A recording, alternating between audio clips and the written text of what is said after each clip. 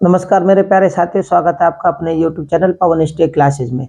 साथियों, आज हम जानेंगे बल्लवी के मैत्रिक वंश के बारे में और सेन वंश के बारे में कि इनसे संबंधित किस प्रकार से क्वेश्चन पूछे जाते हैं। क्वेश्चन, इनके शासन के समय में ऐसी कौन कौन सी घटनाएं थी जिनके आधार पर क्वेश्चन बनते हैं पेपरों में, उनके बारे में हम जानेंगे। तो मेरे प्यारे साथियों, देरी न करते हुए शुरू करते हैं बल्लवी के मैत्रिक वंश। बल्लवी के मैत्रिक वंश, अगर हमें इनके बारे में जानना है तो सबसे पहले ये जानना पड़ेगा कि आखिर इनकी उत्पत्ति या फिर इतिहास में इनके वंश का उदय किस प्रकार से हुआ था। तो जिस समय भारत में गुप्तों का साम्राज्य था, तो गुप्त शासक कौन थे? उस समय बुद्धगुप्त थे। बुद्धगुप्त जी के समय में ये क्या थे? मैत्रिक सरदार, यानी गुप्तों का तो साम्राज्य था, लेकिन उसमें एक जगह थी जिसका नाम था बल्लवी। बल्लवी में गुप्तों के समय में भटारक नाम का एक सरदार था।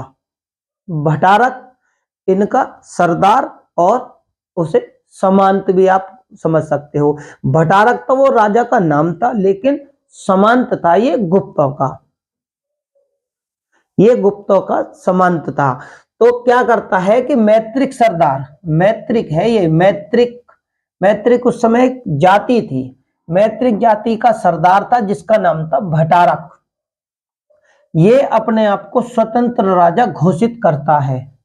ठीक, और थे कौन ये जो मैत्रिक थे ये गुप्तों के समांत थे। मैंने आपको हर वीडियो के माध्यम से यही जानकारी दी है कि जब गुप्तों का पतन शुरू हो रहा था, तो तब, क्योंकि ये गुप्तों के समांत थे, जगह का नाम क्या था? बल्लवी। बल्लवी में गुप्तों के समांत के रूप में शासन करते थे। जब गुप्तों का पतन शुरू हो गया तो इन्होंने इस चीज का फायदा उठाया। तो जिस जगह पे ये समांत के रूप में थे, अब उस जगह पे ये राजा बनकर सामने आते हैं। तो जगह कौन सी थी? उसका नाम बल्लवी था। तो यहां तक देखो कि ये गुप्तों के समांत थे और इनकी राजधानी क्या थी? बल्लवी। पहले ये बल्लवी के समांत थे, यानी कि एक तरीके से अगर आप समझें तो जो जगह थी वो इनके लिए, गुप्तों का साम्राज्य बहुत बड़ा था, लेकिन उसमें से एक जगह थी बल्लवी। अब बल्लवी में ये गुप्तों के समांत थे, लेकिन अब जब गुप्तों का पतन हुआ तो जहां के ये समांत थे, अब उनके लिए ये देश बन चुका था, क्योंकि गुप्तों के लिए बहुत बड़ा साम्राज्य था। अब बल्लवी छोटा हिस्सा मान लीजिए, छोटे हिस्से के, यानी कि अब ये मैत्रिक उस बल्लवी क्षेत्र के राजा बन गए थे। अब क्षेत्र था बल्लवी और उसके अंदर शहर था बल्लवी, यानी किसी बड़े क्षेत्र में एक छोटे शहर का नाम कुछ भी हो सकता है, तो उसी को इन्होंने अपनी राजधानी बनाया। तो वो राजधानी क्या था? बल्लवी। या फिर ये समझ लीजिए, जैसे ये बल्लवी है पूरा, गुप्तों के समय में ये पूरा था, लेकिन इसमें यहां पर ये शासन करते थे बल्लवी में। अब जब ये बल्लवी में राजा बने तो इनके अधीन ये सारा राज्य आया। जब सारा राज्य आया तो इन्होंने इसे ही, जहां पर बल्लवी मेन बल्लवी शहर है, उसे अपनी राजधानी बनाया, और बाकी क्षेत्र जो बल्लवी के आसपास का क्षेत्र जो बल्लवी में लगता था, जैसे कि आप ये समझ लिए आज के आधुनिक समय में जिला होते हैं ना, जिले जो होते हैं अपने आप में एक शहर होता है, लेकिन उसका क्षेत्रफल काफी बड़ा होता है। उसी प्रकार ये भी बल्लवी के समांत थे, लेकिन जब ये बल्लवी के राजा बने तो शहर को तो राजधानी बना लिया और उसका आसपास का क्षेत्र इनके लिए देश के बराबर हो गया। तो ये कौन थे? बल्लवी के मैत्रिक कहलाए। इनका पहला तिथि युक्त जो अभिलेख हमें मिलता है, कौन सा? तिथि युक्त अभिलेख। भाई तारीख लिखा हुआ, एक तरीके से तारीख लिखा हुआ सबसे पहला जो अभिलेख हमें मिलता है, जो हमें प्रमाण मिलता है, साक्ष्य मिलता है, तथ्य मिलते हैं, वो है 526 ईस्वी का। 526 ईस्वी का तिथि युक्त पहला, किनका? मैत्रिक वंश का, बल्लवी के मैत्रिक वंश का पहला तिथि युक्त अभिलेख 526 ईस्वी का है, जिसमें क्या है, ध्रुवसेन प्रथम, ध्रुवसेन प्रथम बल्लवी के राजा को दिखाया गया है। यानी इस अभिलेख से यह प्रमाणित होता है कि ध्रुवसेन प्रथम उस समय बल्लवी का राजा था, और उन्हें किन किन नामों से विभूषित किया गया है, या फिर उनके लिए कौन कौन से नाम प्रमाणित किए गए हैं। एक तो को महाराजा, महाप्रतिहार और महादंड नायक से विभूषित किया गया है। किसको? ध्रुवसेन प्रथम को, जो कि बल्लवी के शासक थे। ठीक है, इन्हें विभूषित किया जाता है। और इनके जो सबसे शक्तिशाली शासक कौन था? बल्लवी का। बल्लवी का सबसे शक्तिशाली जो शासक था वो ध्रुवसेन द्वितीय था। ध्रुवसेन द्वितीय था। प्रथम को इस तिथियुक्त अभिलेख के द्वारा किन किन चीजों से विभूषित किया गया है कि उन्हें महाराज, महाप्रतिहार और महादंड नायक के नामों से विभूषित किया गया है। सबसे शक्तिशाली बल्लवी का जो शासक बनता है वो ध्रुवसेन द्वितीय बनता है। ध्रुवसेन द्वितीय कौन था? ये सम्राट हर्ष का समकालीन था। अब ये दक्षिण भारत में है बल्लवी, और उत्तरी भारत में कौन था उस समय?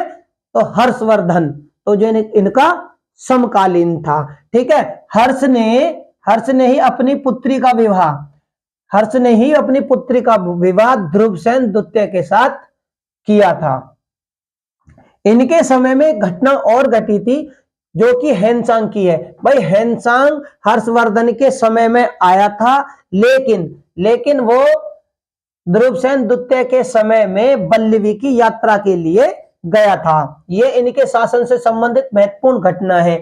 इनके बाद में जो इनका पुत्र है उसका नाम खरसेन चतुर्थ राजा बनता है। बल्लवी का खरसेन चतुर्थ राजा बनता है, जो किसका पुत्र था? ध्रुवसेन द्वितीय का, जो कि 646 ईस्वी में राजा बनता है और 650 ईस्वी तक शासन करता है।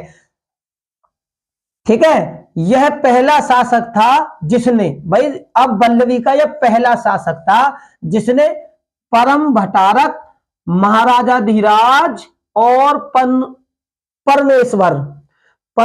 परमेश्वर चक्रवर्तन, सर्वसोम, नरेश जैसी उपाधियां धारण की थी। ये वो बल्लवी के शासक हैं जिनका नाम खड़बसेन था। इसने गुज्जर प्रदेश यानी भचौड़, उस समय इनके पड़ोस का क्षेत्र था बड़ौच, ठीक, सॉरी माफ कीजिएगा, बड़ौच था, जिसका नाम था गुज्जर प्रदेश। इन्होंने उस पर अधिकार भी किया था, यानी ये भी शक्तिशाली शासक थे। खैरसेन चतुर्थ, इन्होंने गुज्जर प्रदेश पर अधिकार किया। और बल्लवी राजवंश का अंतिम शासक कौन था? शिलादित्य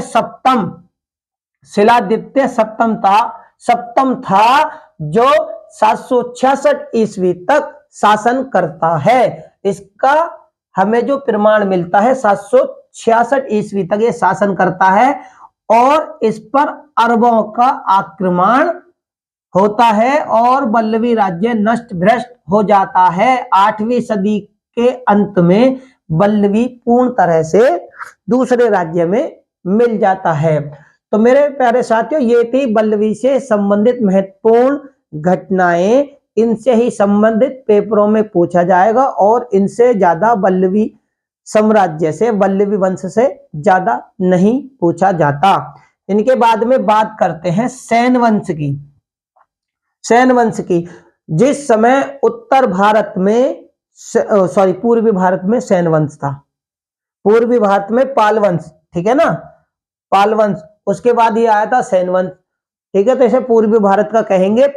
पाल, प्रतिहार और राष्ट्रकूटों में आपस में त्रिकोणीय संघर्ष था।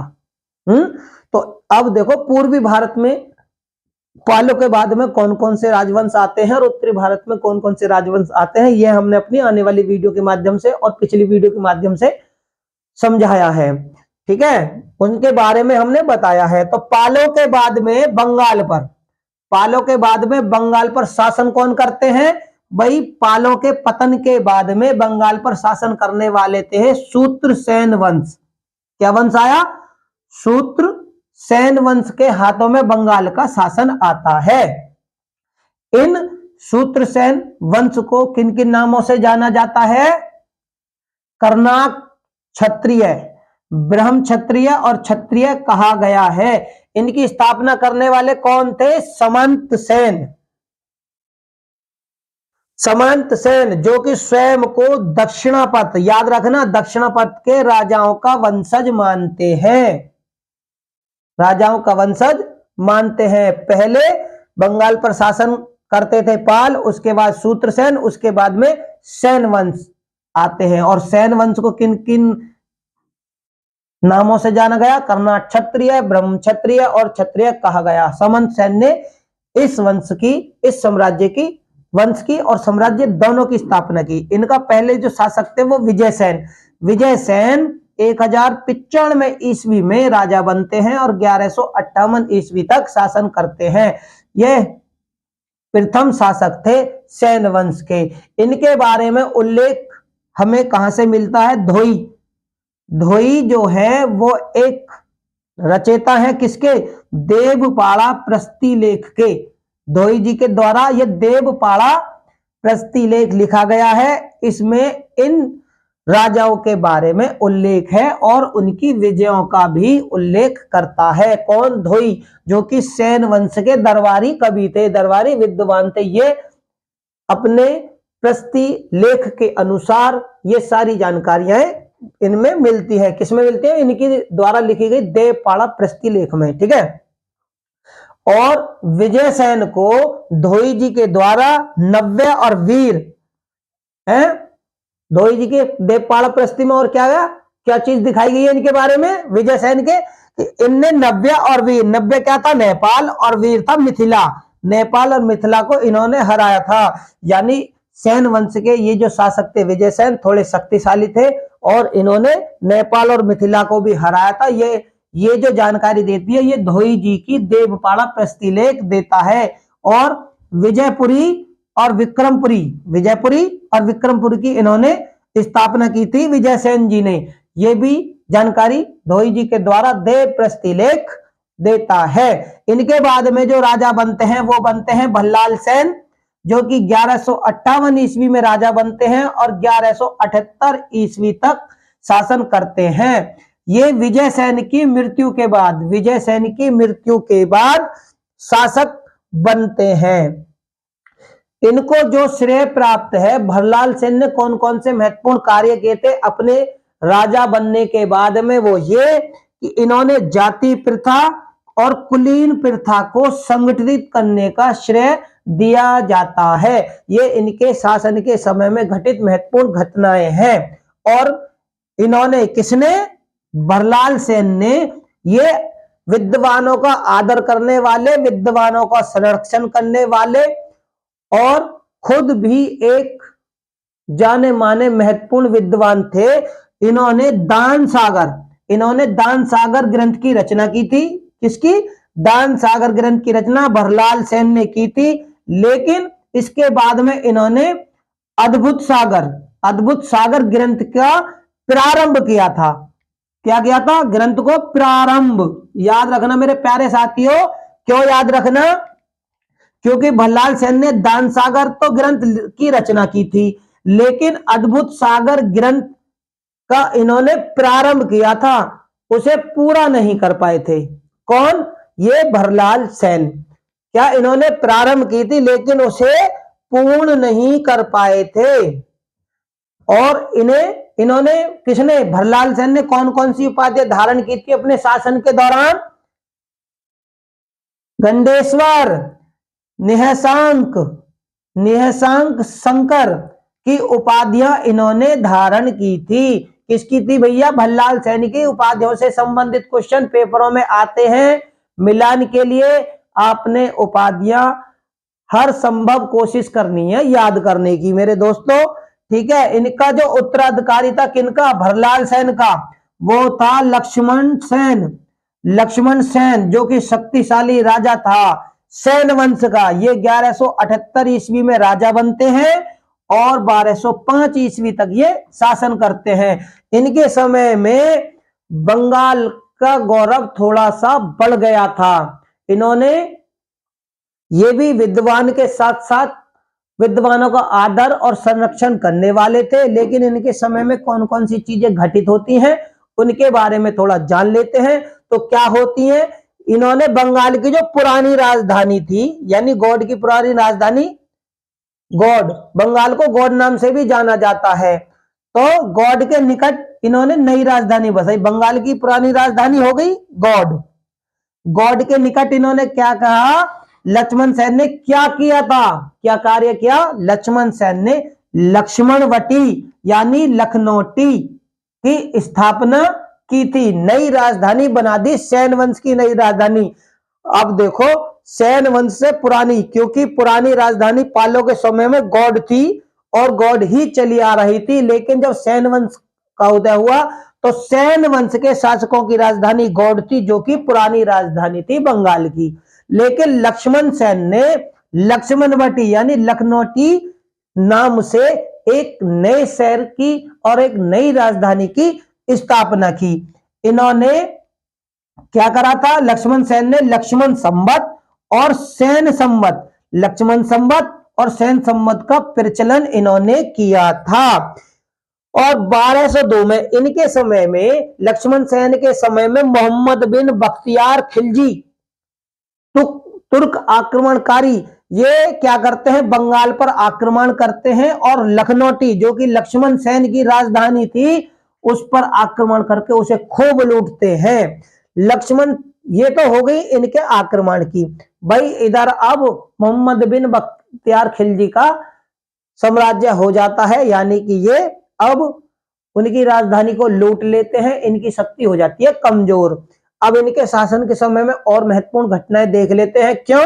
क्योंकि लक्ष्मण सेन खुद भी एक विद्वान थे, विद्वानों का आदर करते थे, संरक्षण देते थे। तो अद्भुत सागर जो था ना, जो कि भरलाल सेन ने शुरू किया था, भरलाल सेन ने प्रारंभ किया था लेकिन पूरा नहीं कर पाए थे।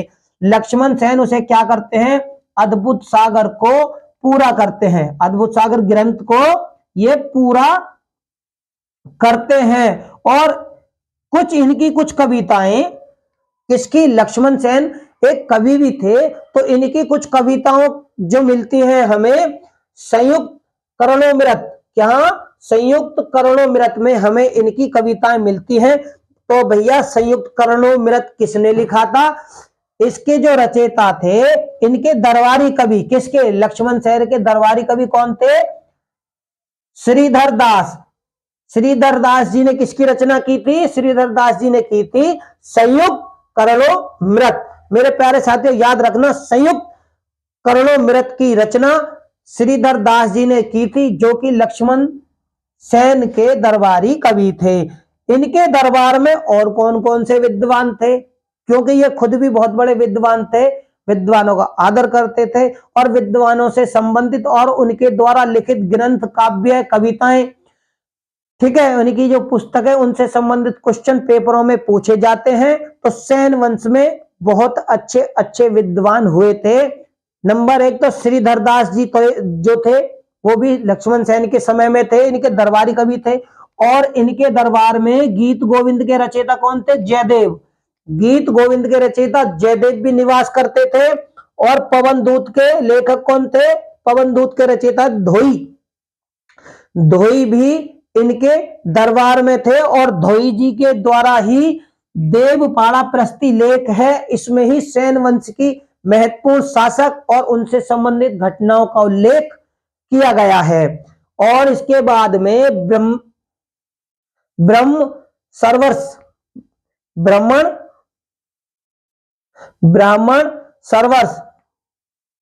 ब्राह्मण सरवर्ष के थे हलायुद्ध, जो कि सेन वंश से संबंधित थे। ये क्या थे, सेन वंश में यानी सेन वंश साम्राज्य में जो हलायुद्ध थे, इन्होंने, ये हलायुद्ध किसके रचयिता थे, ब्राह्मण सरवर्ष के ये रचयिता थे। और क्या थे, लक्ष्मण सेन के प्रधान न्यायाधीश, याद रखना, सेन वंश के हलायुद्ध जो थे वो प्रधान न्यायाधीश थे, प्रधान न्यायाधीश और मुख्यमंत्री थे। क्या थे? मुख्यमंत्री किसके? लक्ष्मण सेन जी के। और लक्ष्मण सेन ने, क्योंकि लक्ष्मण सेन विद्वान भी थे और शक्तिशाली राजा भी थे, तो लक्ष्मण सेन ने क्या करा था? गढ़वाल शासक जयचंद को हराया था। और इनको हराने के बाद में लक्ष्मण सेन ने परम भागवत की उपाधि धारण की थी। क्या थी? परम भागवत की उपाधि धारण की थी। इसके बाद में जब बख्तियार खिलजी ने आक्रमण किया था तो उसके बाद में इनकी शक्ति कमजोर होती चली गई थी, ठीक है, और तुर्कों का अधिकार बंगाल पर हो गया था। तो मेरे प्यारे साथियों, उम्मीद करता हूं आपको मैत्रिक वंश से और सेन वंश से संबंधित महत्वपूर्ण शासक और उनके समय में घटित महत्वपूर्ण घटनाओं की जानकारी मिली होगी, क्योंकि पेपरों में इन्हीं के आधार पर क्वेश्चन पूछे जाते हैं, इनसे बाहर कुछ नहीं पूछा जाता। तो मेरे प्यारे साथियों, अगर मेरी वीडियो आपको अच्छी लगे तो इसे लाइक, शेयर, चैनल को सब्सक्राइब, बेल आइकन को दबाना बिल्कुल ना भूलें। डिस्क्रिप्शन बॉक्स में लिंक दिया हुआ है, वहां पर जाकर आप हमारी सारी वीडियो को देख सकते हैं। धन्यवाद।